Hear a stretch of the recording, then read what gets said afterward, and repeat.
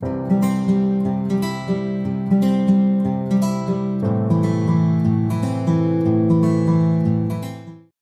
671st day to come here. Let's learn. I'm learning. I hope this also supports your dreams, your goals. Allow to become the person that you want to become.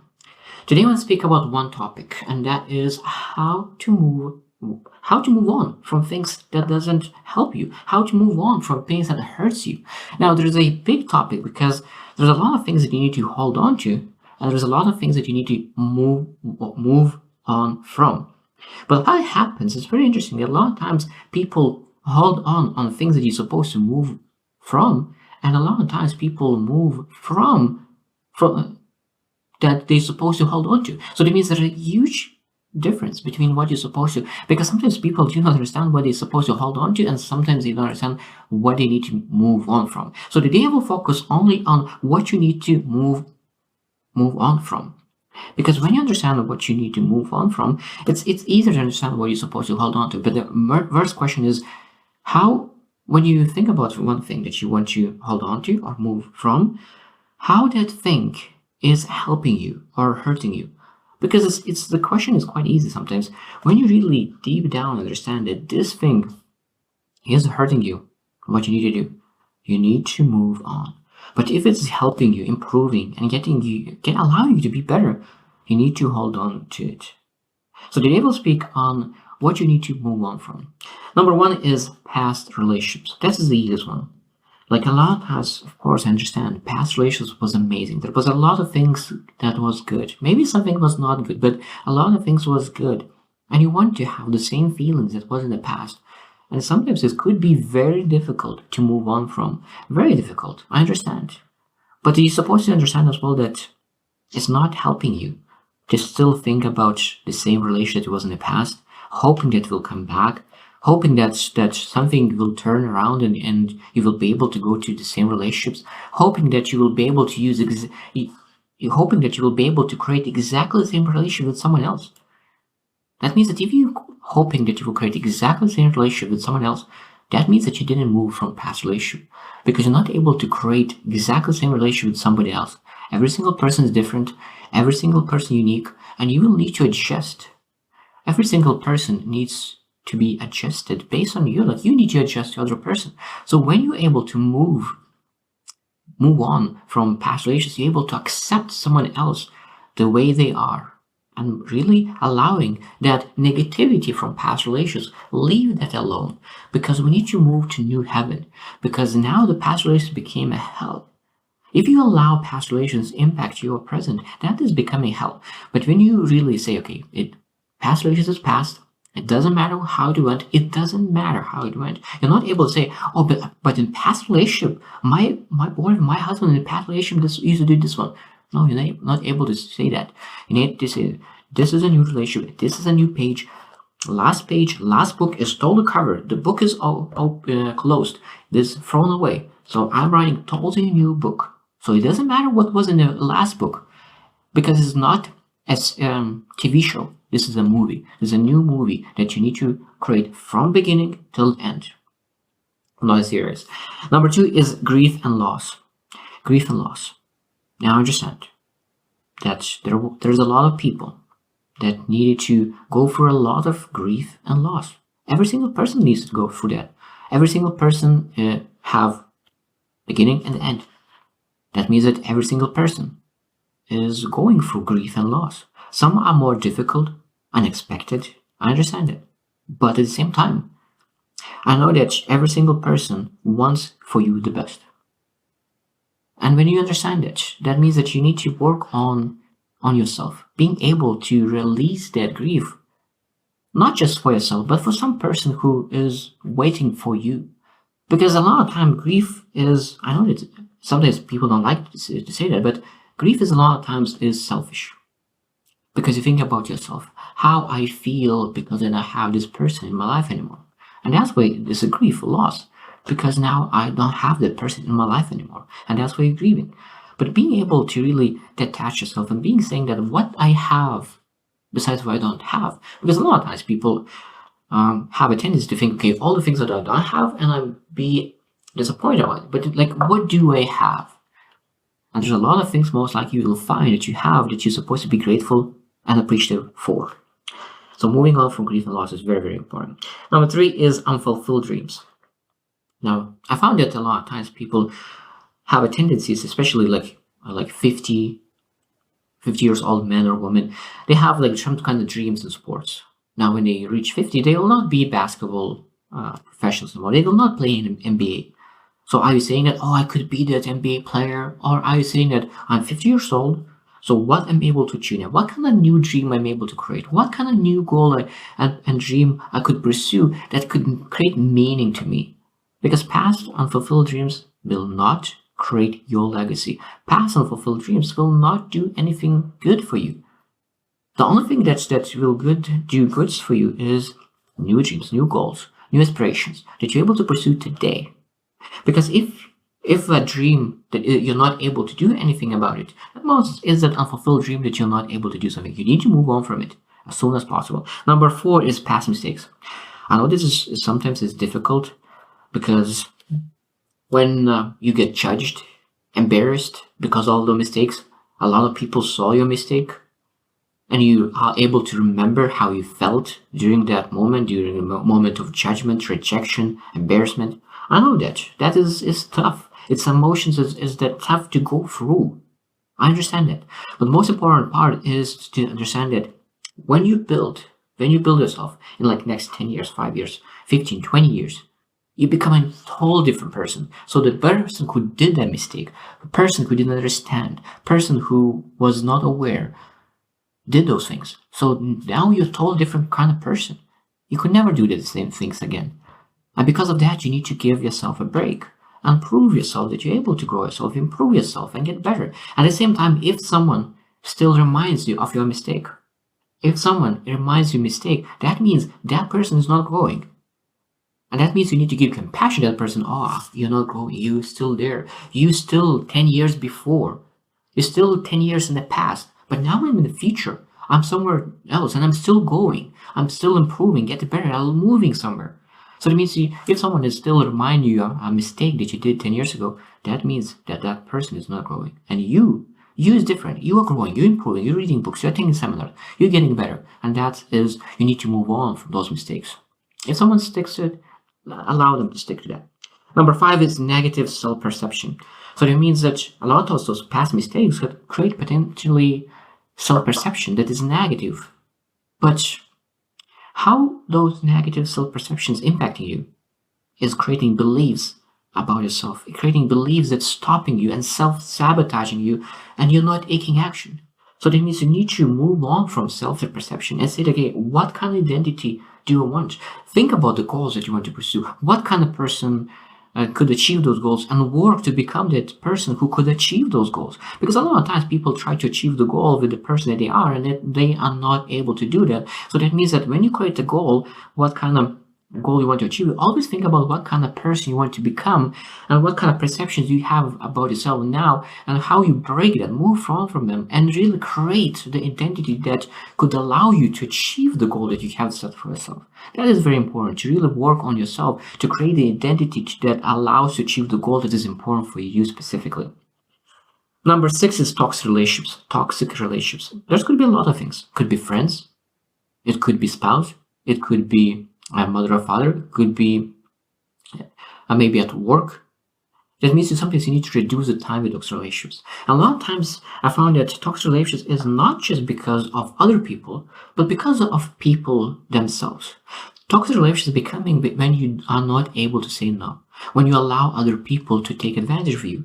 And that's quite sometimes people take advantage of you not because they have some kind of bad intentions, but because you allow them to do that because you don't have boundaries. So that means you need to work on yourself. Okay, what kind of strong boundaries I could create?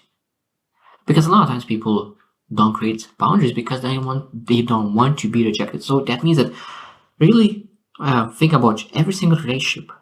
Do they add to you or do they take away? So if they take away from you, say maybe you're able to take away that relationship altogether, but ask, this person takes away from you because of you or because of them? Because if that person is really bad, Sometimes you need to walk away. But if that person is taken away from you because of you not able to stand for yourself, that means sometimes it's good to walk away from that person, just to say that I'm taking a break for a couple of weeks, for a couple of months, just to work on yourself, that you could say, learn how to say no, find a mentor, find a guide that could teach you how to say no. And then when you are good in saying no, you go back to the same friend who used to take advantage of you, and now say that you are able to say that, oh, I'm not able to do that for you because I have other priorities at the moment. But most likely when you come up with new boundaries, people who support you will say, oh yeah, that's amazing, I understand. And they will not reject you because they will just see you at a higher level because you did it, because you grew, because you empowered yourself to be a different kind of person. So toxic relations could be because of you or because it's other person. If it's because of other person, just cut it out, snip it. Number 7 is job loss or career change. Now I understand that sometimes because of the skills, you can lose a job. Now, one thing that's job loss could be very, very beneficial. A lot of times there's so many success stories of people who lost a job, they started a business and became very successful. Because a lot of times people have a job just to get by, be comfortable. But they do jobs that they're not supposed to do. I have a friend who was very, very communicative, very communicative. He was very energetic. He was outgoing. He was like amazing at speaking with people. But he chose career of accountant. Like I could never understand why he did it. And he was doing okay, but he didn't feel right. And when he moved to other career path in sales, he became a beast in that because he chose a path that really aligns with him, who he is, and he became much, much more fulfilled when he chose a different career path. And sometimes losing, he didn't lose a job, but that was even worse for him because he needed to change career. So that means when sometimes lose a job, take it as a good thing because maybe you were not in your strengths. Because if you were in strengths, probably you could not lose a job. And sometimes people lose a job not because of their strengths or weaknesses. Sometimes they are amazing in what they do. It's just company got bankrupt or they need to cut people out and they just end up being in the department that is not necessary, is not needed in the company itself. So we need to move on from career change and job loss for sure and start finding a skill to really allow to change that. Number 8 is personal trauma. Number 8, personal trauma. There's a lot of different traumas. There's childhood trauma. Could be adult trauma. There's PTSD. Could be that person went to army. So there's so many different traumas. I understand that every single person has trauma, and so one must have a bigger, have a smaller. But we're not supposed to compare it because everyone's trauma for that person is the biggest trauma ever. Everyone have a tendency to maximize the trauma. It's that trauma because you think about that trauma every single day, that trauma becomes bigger and bigger. But we need to move on from it and find a way how to do that. I don't say that you will be able to move on that immediately, like you moved on. No, but like you need to ask yourself, how am I able to move on from it? What kind of stages, what kind of steps could I take? What kind of guidance, what kind of mentorship or guide or person or like you need to find a person that could help you. If you're not able to help yourself, you need to find someone else who can help you to go through the same thing that someone else maybe had the same trauma and overcome that because you need to move from your personal trauma. Number 9 is regrets and what ifs. That's a big one. I had some regrets as well. And I think the biggest thing that I learned is that when you have a huge regret, what you're able to do, you're able to take a lesson and say that what I did, maybe it will help for you as well. So what I did is that I have this huge regret. So what I will do, I will never do the same. I will never do the same. Because if I will do that again, I will have exactly the same feeling. So that means that regret is a past mistake that you're able to learn from. Because regret is a mistake. So when you learn from mistake, now if the same opportunity shows up to you, now you're able to move forward, take advantage, and never have regret again. Because it's easy. It's easy to think about what if I could take it, how my life could be different now. No, it doesn't matter. You live present, you made a mistake, you learned a lesson, you became better, and now say, okay, what am I able to do now to benefit from my life where I am? Because sometimes people don't take business opportunities, some take relationships, there's so many different things. But again, we need to find out what we can do today to take action, to move forward and find the best out of today, not of the past. Number 10 is fear of change. We need to move on from fear. Move on from fear. Like I love the saying that I'm not afraid of the things that I'm afraid of. I'm not afraid of the things that I'm afraid of. So what you need to do? You need to be okay with the fear. So that means that you're okay being fearful, but you need to take action anyways. So you need to move on from it. Because fear is one of the biggest killers of all dreams. Fear of rejection, fear of loss, fear of risks, fear of everything. But when you have that day, where it doesn't matter how big the fear is, what matters is how big the courage is, how big is the willingness, how big is your why, how big is your purpose, how big is the things, how big is your why? Why is it important for you to take action? Because what happens if you don't do anything? What happens if you allow your fear to control you? What happens? Nothing changes. Nothing changes, and your life will be the same. So just taking that risk and really going through fear is one of the best things to do. So move on from fear. Number 11 is comparison and envy. One of the biggest things that really stops people to take action is comparison. Because I love the saying that a lot of times people compare their first step to someone else's 27th step or 100th step or 1,000th step. And of course, when you compare your first step with someone's 1,000th steps, how did it look like? It will look like tremendously. You will not be able to imagine doing that.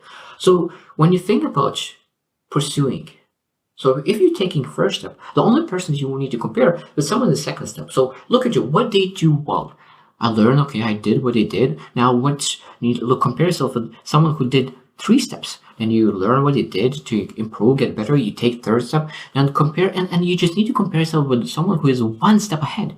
Because now it's not that far. He's just one step ahead. You're able to learn, improve. And what happens if you do that 1,000 times in a row? Now the person who was 1,000 steps in front of you, now you are in the same level. And sometimes because of your consistency, you're able to overcome that. You're able to make 10,000 steps. And that person who was at 1,000 steps now could be at 5,000 steps. I have seen so many times with people who have just started, someone is pretty good at stage, but that person who just started overcomes that person because they just put more steps in front of them. So comparison envy could be a big thing when you start if you compare yourself with wrong things. And envy is a terrible thing as well, because that envy doesn't allow you to take action. Because envy, what is the difference between why jealousy? Why the jealousy that when you are happy about someone's success, envy is different, because envy, you believe that they do not deserve it.